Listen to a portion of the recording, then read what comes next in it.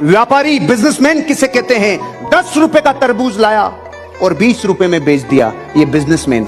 दूसरा 10 रुपए का तरबूज लाया, एक शानदार आउटलेट बनाया, एक अच्छा शोरूम, एक स्टोर बनाया, जूस की दुकान बनाई, एक तरबूज से 8 गिलास जूस बनाए और 80-80 रुपए में 8 गिलास जूस बेच दिए। 10 का तरबूज, 80-80 के 8 गिलास। यह है एंटरप्रेन्योर। ये अब अपनी चीजों को लेवरेज करता है। ये 2 के बाद अगर दुनिया में किसे जाना जाएगा, वो है सूचनाओं का व्यापारी, इंफोप्रेन्योर। वो कैसे बनता है? इस बिजनेस में ना आपने कोई फैक्ट्री लगाई, ना कोई गोडाउन लगाया, ना कहीं कोई वैज्ञानिक हायर करना पड़ा, कहीं कोई 1 रुपया इन्वेस्टमेंट नहीं करना पड़ा। फिर किया क्या? जो मत्तीरा लाया ना तीसरा, उसने जो किया वो आपने किया। वो क्या करेगा? 10 रुपए का तरबूज लाया, अच्छा सा दुकान लगाई, अच्छा सेटअप लगाया, सामने वीडियो कैमरा लगाया, जूस बनाया, खुद पी गया और लोगों को कहा ऐसे आप भी पियो, आपका भी हेल्थ बनेगी और आपकी भी जिंदगी बदल जाएगी। स्वास्थ्य के लिए जबरदस्त होता है तरबूज। इसने क्या किया? इसने तरबूज की इंफॉर्मेशन दी। क्या होगा? तुम्हें अपनी जिंदगी का चुनाव खुद को करना होगा। अपनी जिंदगी का निर्माण वो करता है जो चुनता है।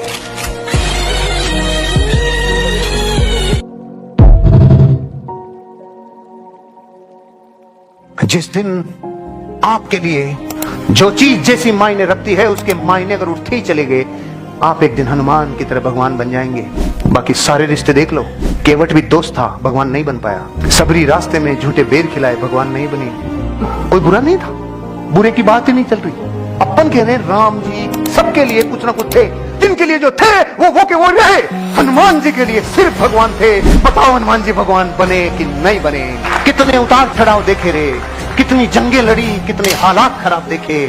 एक दिन भी अपन ने कंपनी, प्रोडक्ट, इंडस्ट्री, मेरे अपलाइन, मेरे मेंटोर, इनके लिए मैंने एक दाना ऐसा नहीं बोला रे, एक दाना। अब आपके दानों में अगर रिजल्ट नहीं आ रहा तो इसका मतलब आपने बहुत सारे दाने साले ऐसे बोए हैं जो दाने आपको नहीं बोने चाहिए थे। जब जब राम जी से आपका रिश्ता बदला, आप भगवान नहीं बन पाएंगे। सीधा फार्मूला है। एक बहुत ऊंचाई से कूदने वाला आदमी था जो दुनिया में सबसे ऊंचाई से कूदता था। उसको पूछा रिपोर्टर्स ने, अरे इतनी ऊंचाई से कैसे कूदते हो भैया? कुछ तो फार्मूला होगा, इतनी ऊंचाई से भी कोई कूद सकता है क्या?